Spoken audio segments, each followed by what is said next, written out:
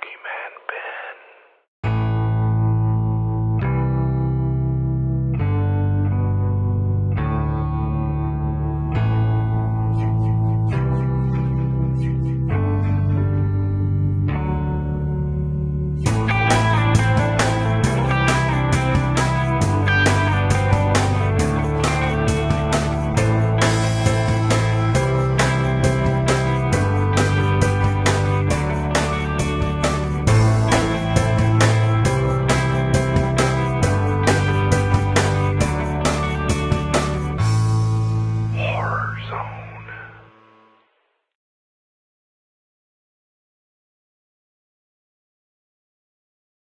Hey everyone, it's Boogeyman Ben. Hope everyone's doing well and everyone's having a great day. Today's video is going to be kind of a different, it's part of my Stephen King tribute, but it's also part of my series that I wanted to bring back, which is underrated horror films, so it kind of plays into both.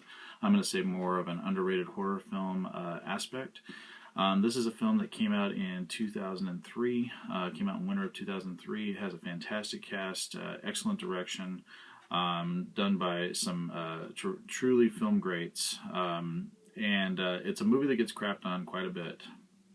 I've actually read numerous complaints about this film, and also just people just seem to tear it apart, and I think it's completely unfair. I think the film is very effective, and it's one that I felt like it fit perfectly with my underrated horror film segment. The movie I am talking about is Dreamcatcher. This is a movie that I have been a fan of since I first saw it with my we weren't married yet. She was my fiance at the time, but we went and saw this movie. We both enjoyed it, and I want to talk about the novel, the movie, some things that I loved about it, specifically with regards to the cast and the writing and the direction. And I hope everyone looks forward to this. Please stay tuned.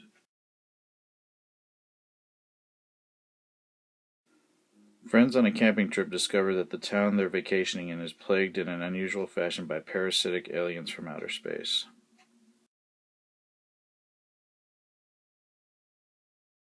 Cast, you have Morgan Freeman as Colonel Abraham Curtis, Thomas Jane as Henry, Jason Lee as Beaver, Damian Lewis as Jonesy, Timothy Olyphant as Pete, Tom Sizemore as Owen, and Donnie Wahlberg as Duddits.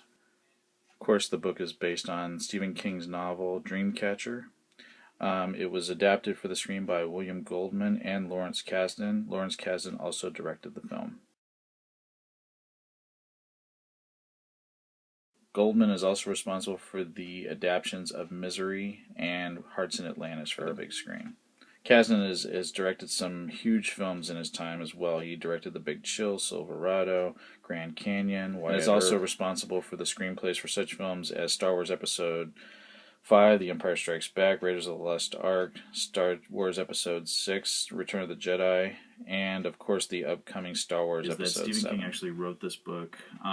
It was the first book he wrote after his near-fatal accident in 1999, where he was hit walking on a road in Maine, where he lives. The near-fatal accident actually left him so injured that he couldn't sit at a computer and write it. He had to write this book longhand. A version of the accident is actually reflected in the story involving a graphic scene where one of the main characters is run down by a motorist. This book is actually one I have not finished. I started reading this book and I got into it about maybe 100 and something pages, 150 pages, and I just had a problem with the flashbacks. There's a lot of flashbacks in this book, and for some reason it just... sometimes I have to revisit books, but this was one where I started reading it, and it just, because of the flashbacks, it just kept taking me out of the main story, because it keeps flashing back to the main characters when they're kids and they first meet Duddits. And that just, the way that it was done in this, it just was one where it kept breaking my concentration, breaking my focus. So it is a book that I have to revisit, but I have started reading this book.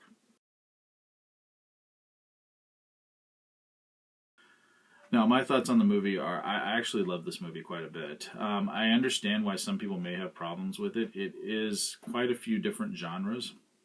It's got a mix of, it almost has a mix of like Stand By Me. It has a mix of a horror film, and it has a mix of a sci-fi invasion film.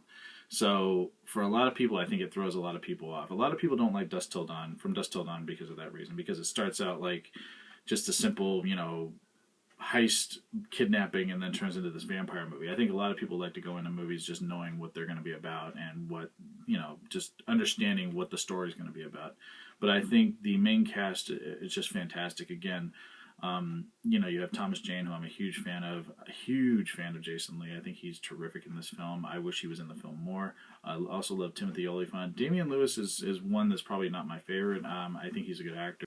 So I really feel like the strength of this movie lies with the four friends, Jonesy, Pete, Beeve, and Henry. I mean, I just think that without those four friends, with the strength of their bond, I really don't think the film would have resonated with me as much as it did. But I just love the interaction between the four guys. I think what, it might throw some people off is that, they're kind of split up for most of the movie, and or things happen to certain characters that you don't see coming. A lot of people didn't like Morgan Freeman in it because he plays pretty much the villain in it. And I actually was kind of nice to see Morgan Freeman play a villain for once. He always plays the nice guy. He's a great actor. It's nice to see him sort of do something different. The guy does have range. He's an amazing actor. I also thought Tom Sizemore was fantastic in it, and Donnie Wahlberg again turns in a terrific performance, even though he's not in the film very much. But yeah, I think this film is terrific. It's very scary in parts. I think there's some scenes that are cringeworthy. I thought the writing is very good. I think just the biggest problem that people have with it is that it's a kind of, again, it's not one thing. It's got sci-fi elements. It's got horror elements. It's got friendship, like Stand By Me, something like that, where, you got these guys that are bonded together. There are flashbacks to when they're little kids, and it shows why their bond is so strong, which I thought was fantastic. And I liked seeing what they're going through as adults because of what happened to them as kids. But yeah, I absolutely love Dreamcatcher. I think it's a fantastic film. It's completely underrated, and that's why I thought it was the best film to kick off my new segment of underrated horror films. So again, thanks so much for watching. Please share your thoughts about Dreamcatcher if you've seen it in the comment section below, and stay tuned for more videos. Take it easy. Peace.